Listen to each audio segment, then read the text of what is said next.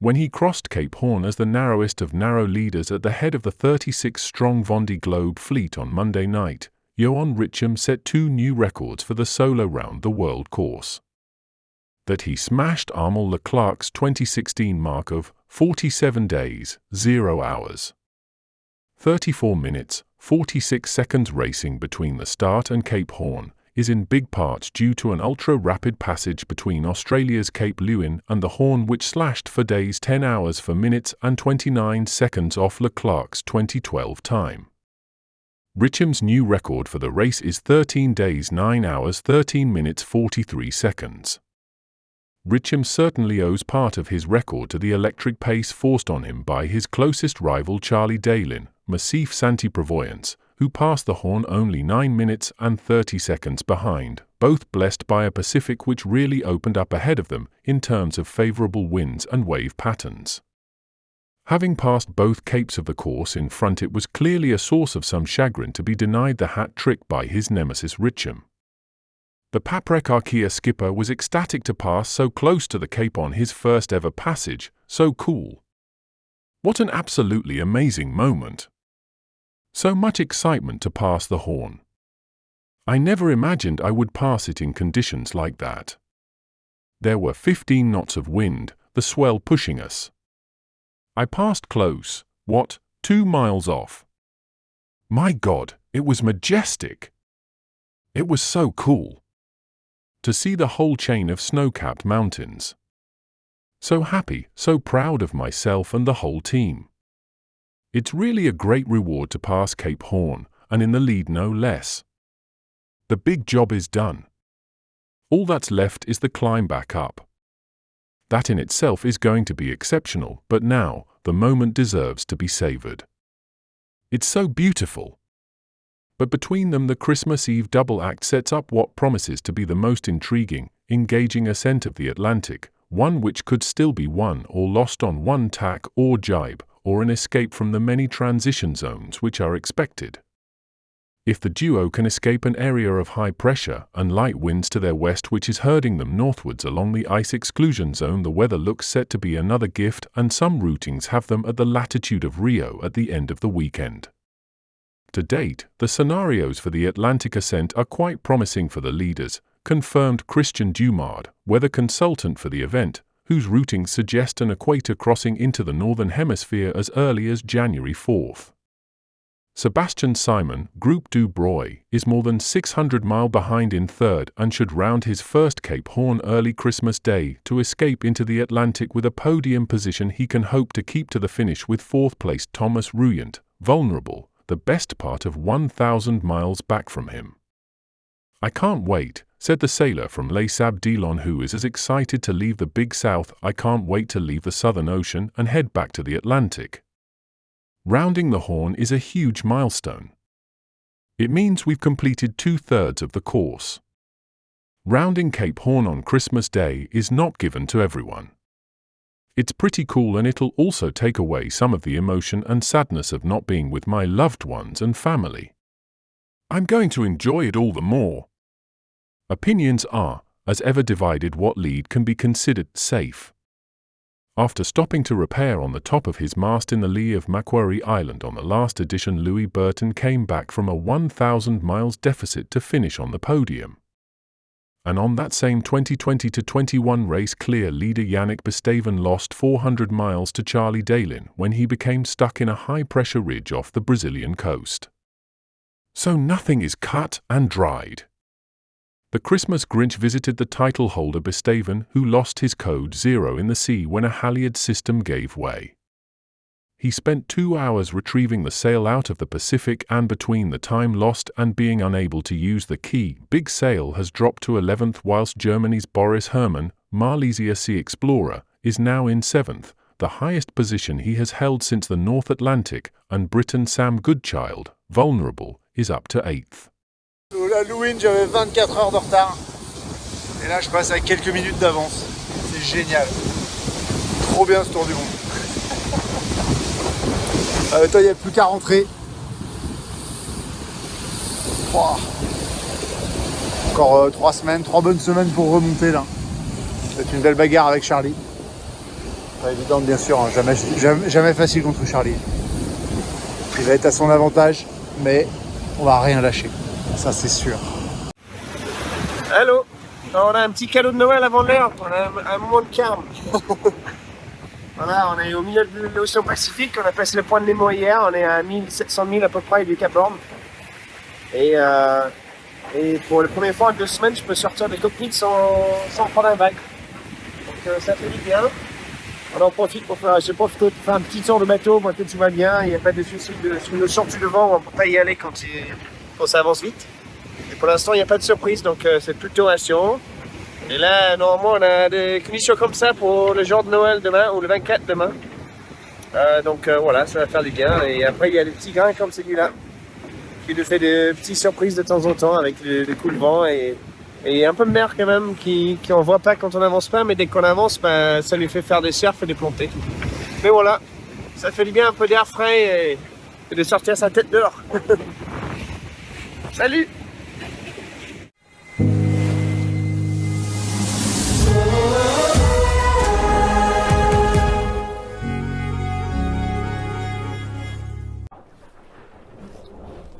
Attention, je débute.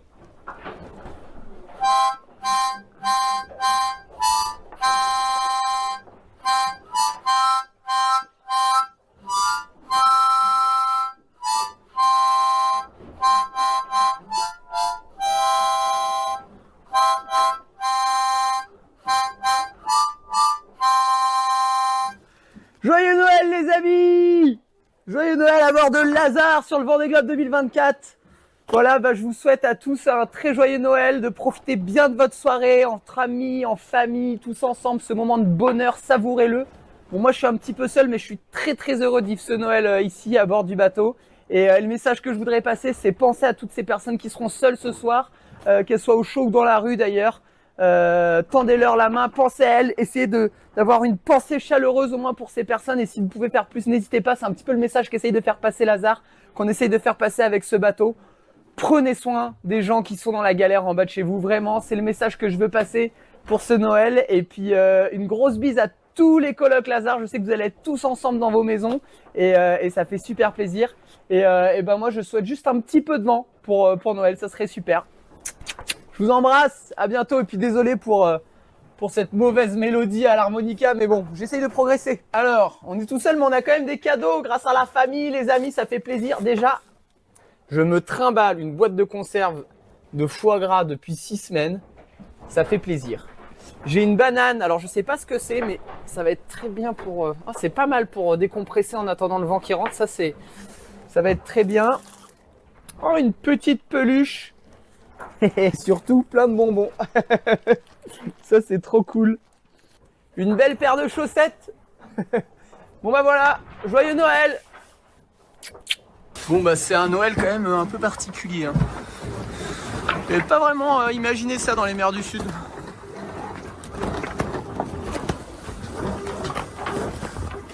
Père Noël, s'il te plaît. 2-3 nœuds devant, rien de plus. Juste comme ça là, juste ça. Ça fait 3 jours que je suis là, que j'ai pas bougé. Père Noël, s'il y a un jour où tu peux bien me donner un peu de vent là, c'est... Allez, joyeux Noël!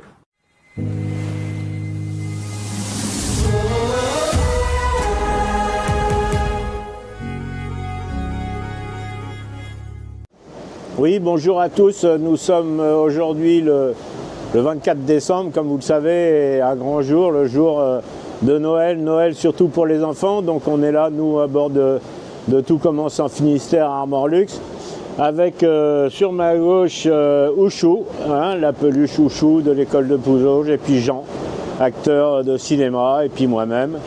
On vous souhaite tous les trois un très joyeux Noël. Et on vous embrasse du fond du cœur, allez à tous les enfants du monde et de la terre.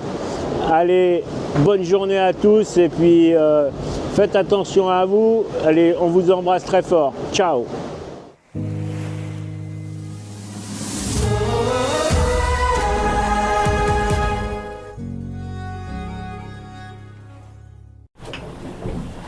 Hello, welcome on board the slow boat to Melbourne. and I'm having a slow day today. It's not going to be a mega active update. I'm tired. I just absolutely have been hit by a wall of fatigue, which I guess is completely normal when you consider everything that's happened in the last week. The boat's going really well. When I checked it this morning, we'd done 457 miles since I dismasted and had 320 miles to go. Let's just check in and look at the weather. My track over the last 24 hours has been jibing downwind on angles. So the wind is basically coming from the southwest at the moment. And I tried sailing straight down the run line with the wind directly behind us, and I tried one sail on each side, wing on wing, but the sea state is just too uncomfortable. The sails are not comfortable, and the waves are breaking into the cockpit a lot like that.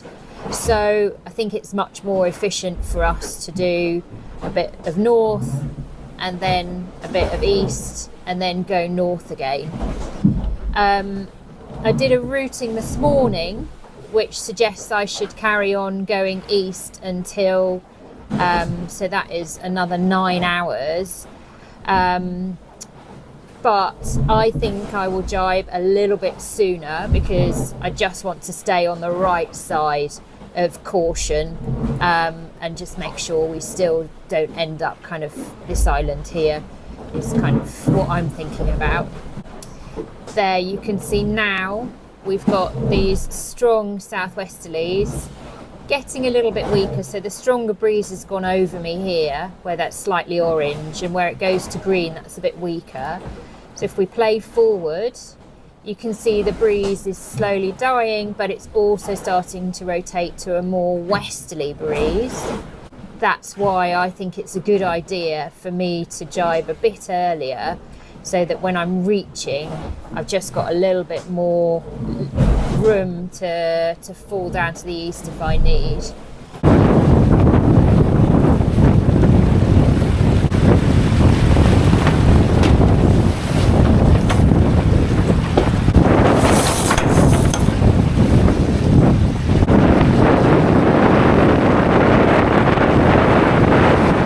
Now I did say to myself that every day I was out here I would do something to kind of advance my situation, make it a little bit better, just improve things. And there's not so much to do with the boat at the moment in these conditions, because it has been quite rough. It was quite rough overnight.